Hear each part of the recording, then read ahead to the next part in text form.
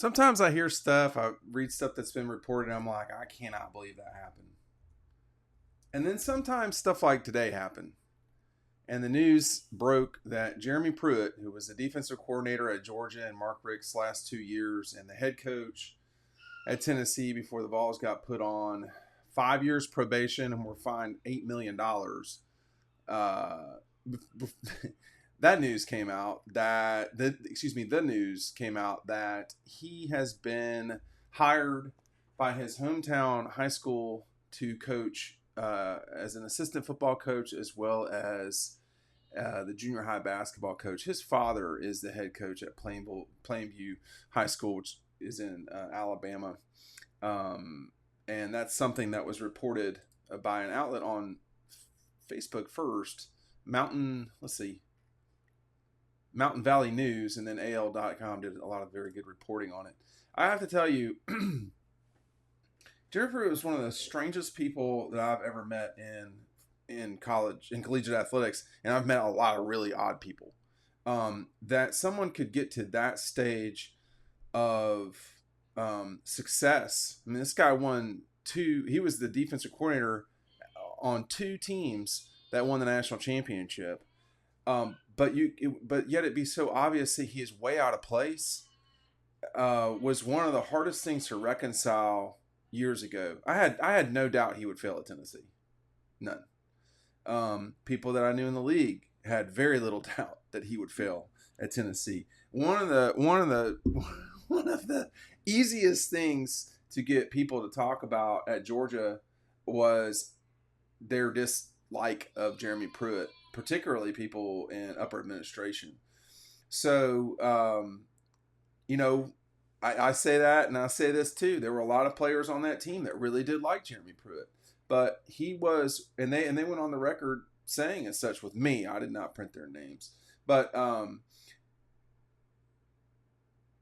he had no business being the head coach at Tennessee.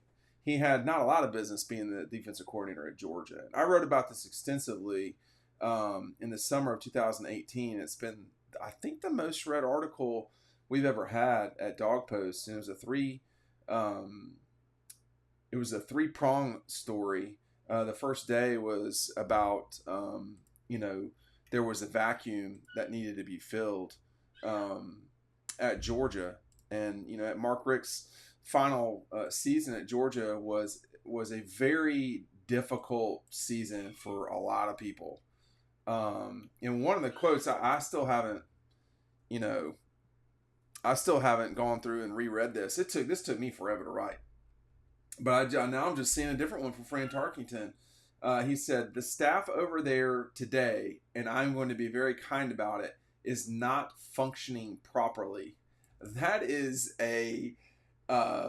the nicest way of saying it. But anyway, we wanted to talk to a lot of different people, a lot of administrators, former coaches, former players who were there at the time. And it was about as turbulent as it could get. Mark Richt was losing grip of a program that he built. It was terribly sad to witness in person.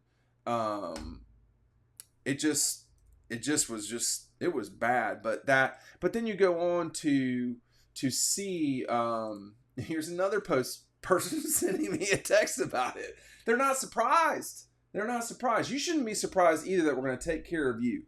If you are a Dog Post subscriber right now, if you sign up, we're going to get you your 2023 preview. That's not all we're going to get you for free. Our friends at Red Zone, they're going to give you a free t-shirt as well as 20% off any item in the store if you sign up at Dog Post today. This is the hat that Vince Dooley wore on the cover of, I believe it was the 1984 media guide. You can pick that up today. You can pick up the panoramic pictures today over at Red Zone. They got all sorts of stuff. If you are one of the people who bought Double Dogs or you bought a magazine, I'm going to give you September free. All you have to do is sign up below. You sign up and get the full price subscription for this is basically August. I will give you September free if you bought a book or a magazine. Take advantage. This is an offer you simply will not get anywhere else. I can assure you of that. Our noisy competitors don't have what we've got. And they're not going to have the content we have this fall either. And this article or series of articles that was written about Jeremy, Mark Richt, Fatone Balta, Grayson Lambert, Bryce Ramsey, all the Brian Schottenheimer was really the there was so much really wrong at the time. I would say it's hard to believe that it got that way, but looking back on it, I'm not sure how hard it was to believe it. And I'll probably talk about this the rest of my career. Um, that was a traumatizing season for Georgia, and you know, you going through, you're starting two different quarterbacks in a season, not because of injury. That's a bad sign. You're going into overtime with Georgia Southern. That should never happen with an SEC school. At least Florida had the dignity to lose in regulation to Georgia Southern when they did. There was just a lot wrong, and they still won 10 games. It was insane. But one thing that one quote here that I actually don't know who told me this. Now I can't remember. I don't always write the people's names down. I could find it out though, now that I think about it. This is a heck of a quote, and this is from a person in the program, a player. They said, "When you let evil in your life, I think it's hard to take back control. Does Jeremy Pruitt go about the way things I would? Probably not. If you get in his way, he's going to road rage you," one person in the program said of Pruitt. And I love Jeremy. And I know who that was that said that, now that I think about it. And here's the next line from that person, saying, "I always liked Pruitt. What do you want, a best friend or a football coach?" Actually, those were two different people now that I think about it. But just a total train wreck in 2020 and 2015. Now 2014 was not quite like that, but Mike Bobo was around. And there was a yin to the yang of Jeremy Pruitt's really, I mean, I don't think manic is the right way to put it, but just, I would say a lot of times it was disorganized. He was bad at recruiting, although he got a good reputation for it. Or he had a very good reputation for it. I remember talking to someone from Florida State when Jeremy was coming to Georgia, and they said, "This guy is not a good person." And they talked about his back and forth with Jimbo after he got the job at Georgia, because there was some, Jimbo was going on vacation after the national championship, and he wanted the coaches any assistant coaches who were going to leave to talk to him before he went on vacation. He did not want to deal with it after the fact. This was a different time also in college football. This was 10 years ago. And Jimbo about lost it. Boy, I think he did lose it on Pruitt when that happened. So he was at Florida State for not very long. Had a season of success. Spun that into going to be the defensive coordinator at Georgia, where he was at for 2 years. After everybody at Georgia was let go in 2015, obviously Kirby did not retain Jeremy Pruitt, and they'd worked together before. And obviously, Jeremy Pruitt now is not available because he has a 6-year show cause or whatever it is. And for those of you who don't know, that means he's virtually unhirable in any college program. I mean, we're not talking about just Georgia. We're talking about, I was going to say Agnes Scott, although I think that they are not an NCAA school. It could be Emory. He couldn't work at Emory. So, this was before, Jeremy had moved on. He went on to win the national championship in 2017 with Nick Saban. But